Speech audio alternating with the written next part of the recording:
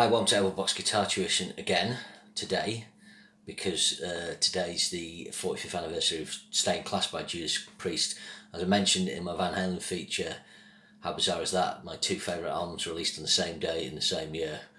Stay in Class, really important album for Judas Priest. They abandoned this kind of scripture logo of Sin After Sin and Sad Wings. And is it Roslav Sasbo?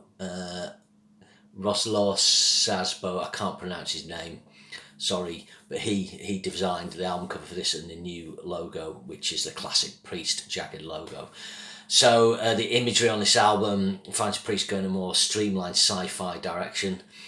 They've still got the progressive elements on this album, but they're starting to peel away some of those extra riffs and some of those longer arrangements for a more lean thing, and that's reflected in the production, which has got quite a tight, crisp sound, although a lack of gain on the guitars. One thing on this album is Ian Hill played bass with a pick for the first time. What that does, it gives you a more kind of focused sound, and it emphasises like the downbeat more, I think, and that's very popular with metal, and that's a key thing. And then of course you've got Les Binks furthering the double kick drum patterns. I think the snare sounds a little tepid on this album, but I don't think that's Binks' fault. If you listen to Killing Machine, he actually gets a really good tone on that. But the tom sounds great, and Les Binks really cool. I mean, Rob Halford was critical of him in his book, saying he kind of played for himself a bit. I love his fills on this, and he did some great stuff. They recorded this October to November 1977. It says Chipping Norton Recording Studios, Oxfordshire. It's 43 minutes and 40 seconds. This is a long album for its day. Only 9 tracks, so it's not often albums, crack over the 40-minute mark. So Priest are still on the upward curve. Obviously, CBS showed a lot of faith in them. It was only the next album that got kind of the first kind of minor hit single. It was only British Steel, so CBS backed them with the 2 studio albums and the live album before seeing the reward.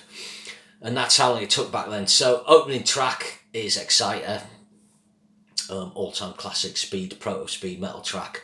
Great drum intro by Les Binks, great drums, written by Halford and Tipton, and you can kind of hear that in its classical influence, and obviously the top sci-fi lyrics. So the lyrics on this album, you can basically divide this into 2 things. And I actually think this album, it's not a concept album, but it's got 2 lyrical concepts in it. There's science fiction and there's death. So Exciter science fiction, White Heat Red Hot science fiction, Stay in Class is science fiction, Invaders science fiction. Side 1's the science fiction side. Obviously Better By You Better Than Me's a cover, we'll come to that. Side 2, you're more about death, religion, saints in hell. Savage, about colonialism and murder of indigenous populations beyond the realms of death, about suicide. And then Hero's End, which is about dead rock stars and heroes dying. So quite interesting in that respect. But back to Excite, really cool. I prefer the live version on Unleashed in the East. It just starts that kind of trademark after Starbreaker, which was the first track with it was Deceiver, wasn't it? It was Deceiver, then Starbreaker, and now it's just getting his thermal lance. Fantastic. I think did Glenn take both the solos on this? That is something that's prevalent on this album. Keiko Dan isn't getting much of a look in on the lead guitar. The rhythm guitars are very tight on this. Next track's White Heat Red Hot. This is solely written by Glenn Tipton, and it's strange because it's got a great lyrical quality to this, and it's strange to think what the lyrics were like by Glenn on, say, something like Jugulator or Demolition, because back in the day he wrote really good lyrics as well. Really cool science fiction lyric. I love this track. I mean, I probably prefer this to Exciter, actually. It's just one of those great deep cuts. He used to play it on the tour, and then I imagine maybe it was still in the set list on the Killing Machine too, I don't know, but then it disappeared. But it's really cool, kind of some multi-track sort of bluesy riff harmonies later on. Cool solos are mixed pretty high on this album, actually. I love the way it goes into the kind of boogie dum at the end, and Les Binks does great fills on this. He's just going around his toms, almost P.S. quality, real power tom fills. Does a great job. He's got great timing. Next, you got Better By You, Better Than Me, which is a cover by Spooky Tooth, cover off Spooky Tooth. It was written by someone called Gary Wright. I think Mick Jones, a foreigner, was in Spooky Tooth. It was quite hard to find the original of this, so I was having a look on YouTube.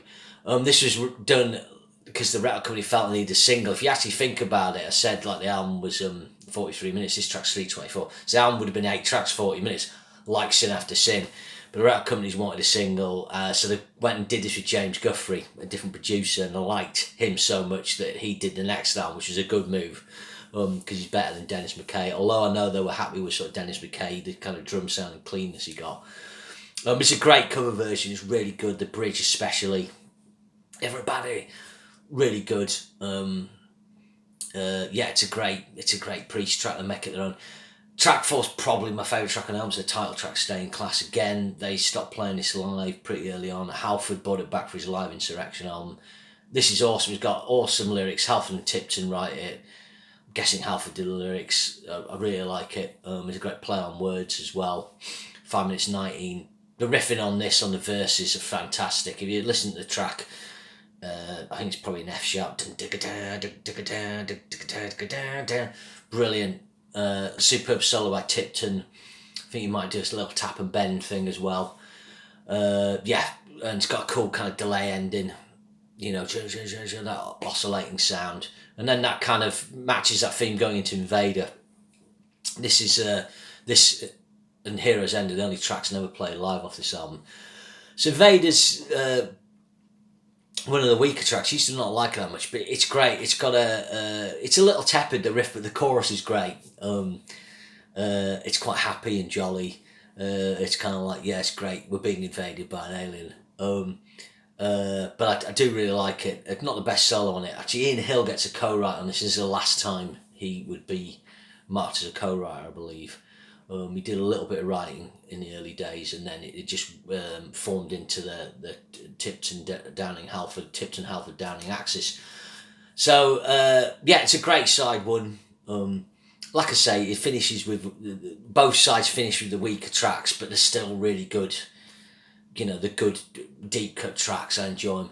Side two albums with Saints in Hell. So this is the first time KK appears as a writer. I think you can kind of see what's happened here. Glenn Tipton's written virtually all the music, and then he's kind of, I'll do a solo, and he hasn't really thought about KK. And this kind of flagged up in KK's book, that this was when he felt like he was being squeezed sideways on solos. And I'm kind of on record saying when I do these videos that although I think Tipton's a superior soloist, I always like to hear KK solos and I always enjoy the trade-offs because you've got that contrast. So I don't think that was a great move personally, but that's just me. So Halford, KK and Glenn write this 5 minutes 30. This is a great track. Like I said, they were playing it live on the Firepower tour. Do I prefer this to White Heat Red Hot? I don't know, maybe, but it's definitely up there with my favourite tracks on the album. Really cool, the guitars are riffing. The middle section's great with the dun, dun, dun, dun, the wow, wow. Quite sinister. There's some good little crafting of guitar parts on this. There's little bits of tracking in and little noises and fills, like on White Heat Red Hot. Like, if you listen back to that, some like little sound effects, it's a great track, I love it. And then you got Savage. So this is like the sort of 3 minute 27. This is the Zippy track, not Zippy from Rainbow. Like the same length virtually as Better By You, Better Than Me. So this is Halford and Downing, and KK does a really cool solo on this, and the track's great. It's got a great lyric from Halford about I suppose colonialism and murder of indigenous populations. Quite really progressive theme. And it's good.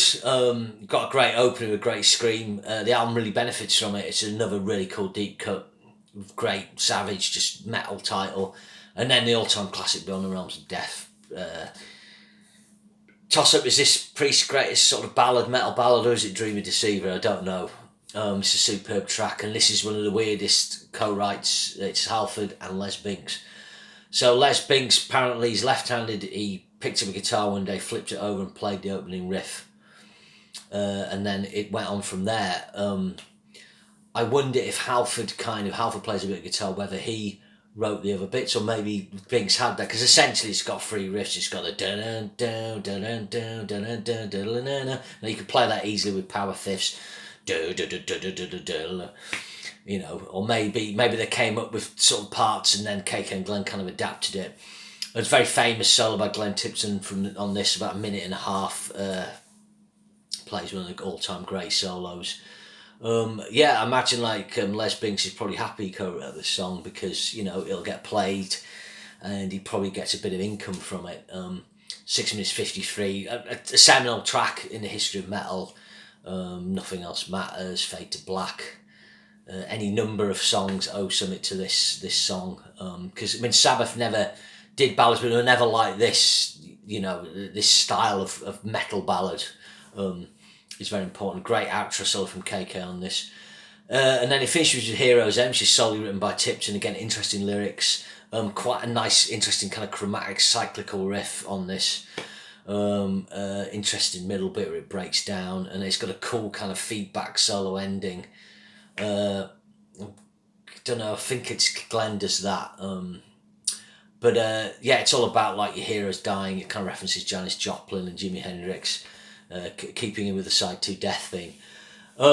Yeah, so that's you know, that's like I said, Dennis McKay's production's clean. It should have had more gain on the guitars, but maybe that's all I could kind of muster then. By the time of Killing Machine, a year later, well, 9 months, that's got a great guitar sound. It's got far more punch on Binks' drums.